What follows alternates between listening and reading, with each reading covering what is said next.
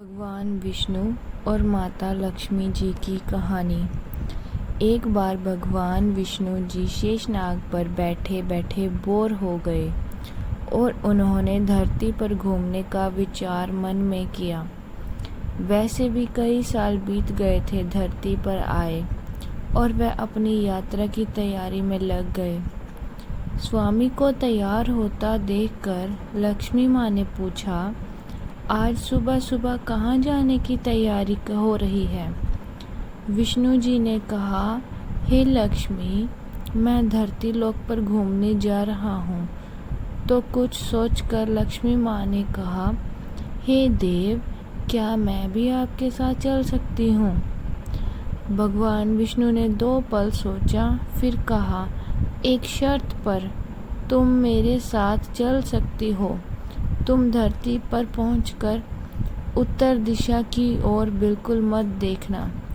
इसके साथ ही माता लक्ष्मी ने हाँ कह के अपनी बात मनवा ली और सुबह सुबह माँ लक्ष्मी और भगवान विष्णु धरती पर पहुंच गए। अभी सूर्य देवता निकल रहे थे। रात बरसात होकर हटी थी। चारों ओर हरियाली ही हरियाली थी।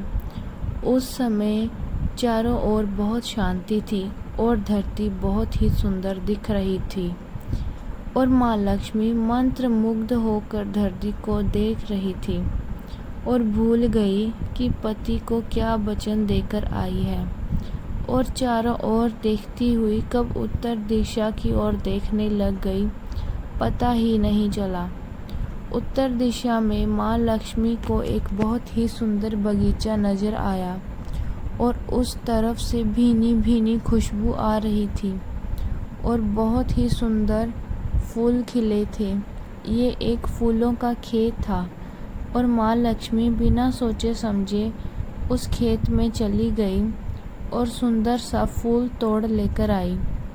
लेकिन ये क्या, जब माँ लक्ष्मी भगवान विष्णु के पास वापस आई तो भगवान विष्णु ने माँ लक्ष्मी को कहा,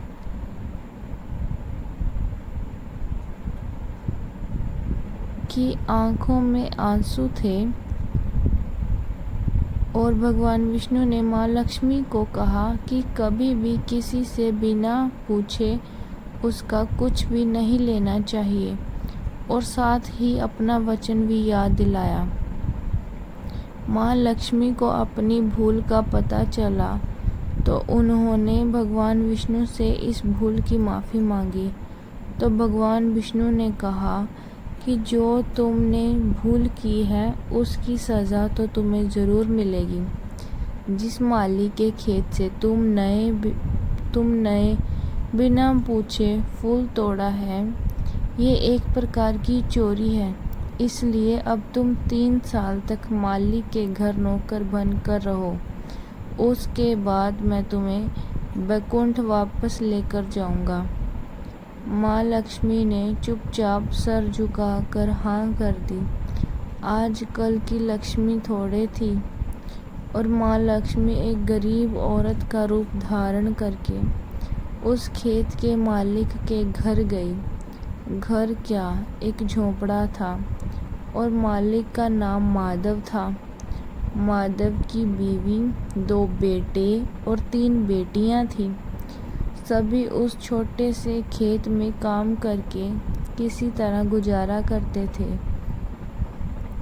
माँ लक्ष्मी जब एक साधारण और गरीब औरत बनकर माधव के झोंपड़े पर गई तो माधव ने पूछा, बहन, तुम कौन हो और इस समय तुम्हें क्या चाहिए? तब माँ लक्ष्मी ने कहा, मैं एक गरीब औरत हूँ। मेरी देखभाल करने वाला कोई नहीं। मैंने कई दिनों से खाना नहीं खाया।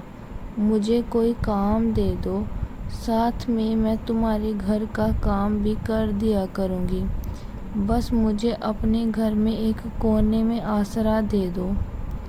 माधव बहुत ही अच्छे दिल का मालिक था। उसे दया आ गई, लेकिन उसने कहा, बहन, मैं तो बहुत गरीब हूँ। मेरी कमाई से मेरे घर का खर्च मुश्किल से चलता है, लेकिन मेरी 3 की जगह 4 बेटियां होती तो भी गुजारा करना था। अगर तुम मेरी बेटी बनकर जैसा रूखा सूखा हम खाते हैं उसमें खुश रह सकती हो तो अंदर आ जाओ। माधव ने माँ लक्ष्मी को अपने झोंपड़े में शरण दे दी और माँ लक्ष्मी 3 साल तक माधव के घर पर नौकरानी बनकर रही। जिस दिन माँ लक्ष्मी माधव के घर आई थी, उससे दूसरे दिन ही माधव को इतनी आमदनी हुई फूलों से कि शाम को एक गाय खरीद ली। फिर धीरे धीरे माधव ने काफ़ी ज़मीन खरीद ली और सबने अच्छे अच्छे कपड़े भी बनवा लिए और एक पक्का घर भी बनाया। बेटियों और बीवी ने गहने भी बनाए और अब मकान भी बहुत बड़ा बन चुका था। माधव हमेशा सोचता था कि मुझे ये सब इस महिला के आने के बाद मिला है। इस बेटी के रूप में मेरी किस्मत आ गई है। मेरी अब 2-4 साल बीत गए थे। माँ लक्ष्मी अब भी घर में और खेत में काम करती थी। एक दिन माधव जब अपने खेतों से काम खत्म करके घर आया तो उसने अपने घर के सामने द्वार पर एक देवी स्वरूप गहनों से लदी एक औरत को देखा। ध्यान से देखकर पहचाना गया, अरे ये तो मेरी मुँह बोली चौथी बेटी यानी वही औरत है। और पहचान गया कि ये तो माँ लक्ष्मी है। अब तक माधव का पूरा परिवार बाहर आ गया था और सब हैरान होकर माँ लक्ष्मी को देख रहे थे। माधव बोला, माँ हमें माफ़ करना, हमने तेरे से अनजाने में ही घर और खेत में काम करवाया है। माँ ये कैसा अपराध हो गया, माँ हम सबको माफ़ कर दे।